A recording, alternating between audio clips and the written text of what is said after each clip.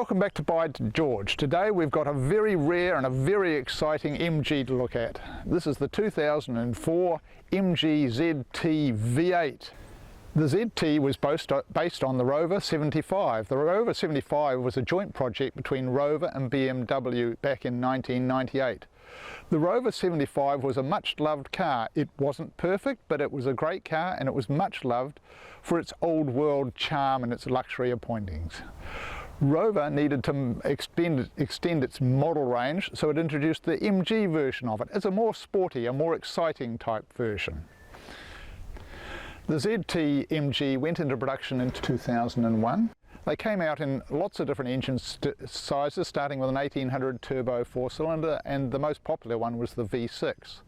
This is the V8, the 260 horsepower Ford V8 connected to a Tremec 5-speed gearbox. It has a very sophisticated and quite expensive rear suspension. To fit all the drivetrain into the back, they had to redo it with a 6-link rear suspension with aluminium trailing arms. They really did put a lot of work into making the V8 version of the ZT. In this case, the ZTT. The ZTT was the station wagon version. They only made about 110, 114 of these cars and one supercharged version, which was good for 500 odd horsepower. The rear door on the MG ZT could be opened in two ways. First, just as a complete assembly, and secondly, as a glass door only. With the glass door open, you could simply just drop your shopping in, saved opening all the back door. This was actually quite a complicated piece of engineering to produce, which shows you the level of production that MG were capable of. These cars, you've got to remember, were quite expensive when they were brand new. Okay, we're on the road with the MG ZTT wagon. The first thing I like about this is it's a very rare MG, and all rare MGs tend to go up in value.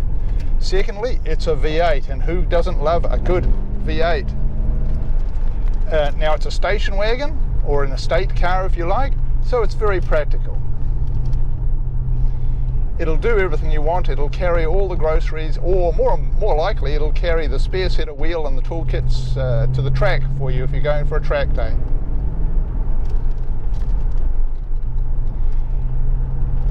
The ergonomics of the car have been well sorted through the Rover 75 series and through the production line.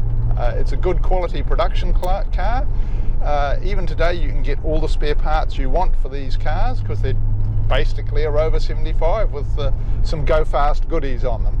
And of course these cars can be updated, and there's all sorts of possibilities for the Ford V8, anything from just a mild set of tuning pipes right up to you know, the full supercharger add-on that you can get from the States. And it certainly has got a bit of a kick.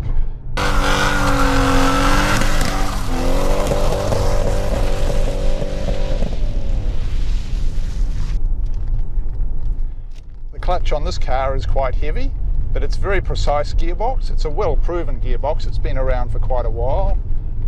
Once again, it's well sorted. You can get all the parts for it.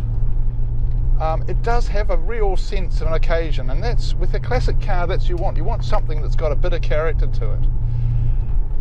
Some of the best classic cars you can buy, the most valuable classic cars, aren't necessarily the best ones. If you look at the moment, the flat floor E-Type Jag is going for huge money, where the later cars are without question, a better car to drive.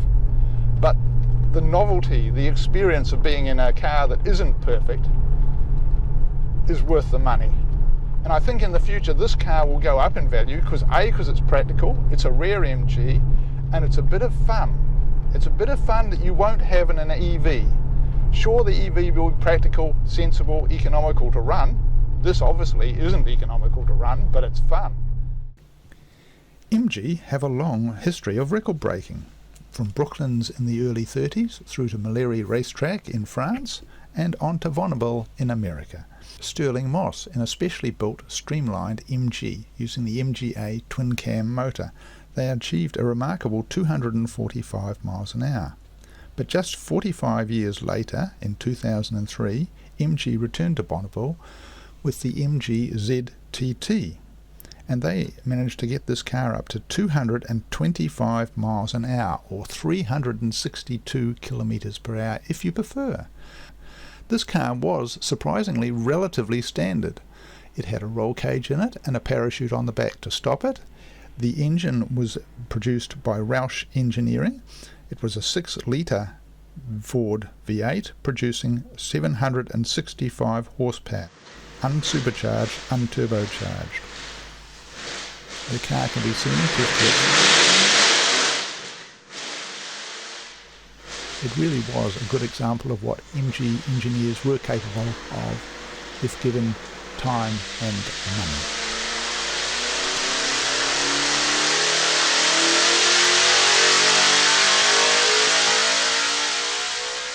Around this time, MG were lucky enough to have the services of Peter Stevens. Peter Stevens is well known for designing the McLaren F1, but he also worked for Lotus, Lamborghini, McLaren Formula 1, Williams Formula 1. He went through the MG range and restyled it and remodeled it and made quite a lot of changes to cars like the MG TF. He was also instrumental in updating the MG ZT. Kind of an affordable luxury, but they're also a practicality and an elegance. I mean, those were the key words we used in doing this car. And during his time at MG, he designed the MG X-Power SV supercar, which also used the Ford V8 engine. Right, this is a beautiful country road we've found here. It's a lovely day and we have a very nice rare classic MG to enjoy, and boy can you enjoy this car. It really has got a bit of get up and go, and it's in a lovely looking station wagon car, and you can bet that as you blew off that Porsche at the traffic lights they'd wonder what had hit them, because this thing is just sensational. It's sure your modern EV would be more sensible, but this has just got character, and that's what you don't get in new cars, and this car has character by the truckload. It's really very, very impressive to drive. The handling's good, the power delivery's nice, that's got that torque that you only get a V8 gives you, and that torque matched to that soundtrack is just fantastic on these roads, because this is just a lovely drive. Is it a perfect car? Is it a good car? Probably not. Should you buy one? Probably should. Enjoy it while you can still get the petrol at a reasonable price. Is this the perfect MG? No, but it's an extremely rare MG, and for that alone it will become valuable. The Ford V8 is easy to look after, easy to maintain, lots of parts for it, and on a long trip it's quite economical. And I suspect that's where this car will turn out to be the best, on those long weekend trips. Sure, you'll have that little MG EV which you'll use during the week for work and for taking the kids to school and shopping and all that sort of thing. But for that long trip, when the EV has to stop and get recharged too often, this car is just going to be a real joy to take away. Load the family up, and away you go. Hope you've enjoyed the video. If you have, tick like, tick subscribe. More videos coming along very soon. And please, if you've enjoyed it, share it with your friends. Thank you very much.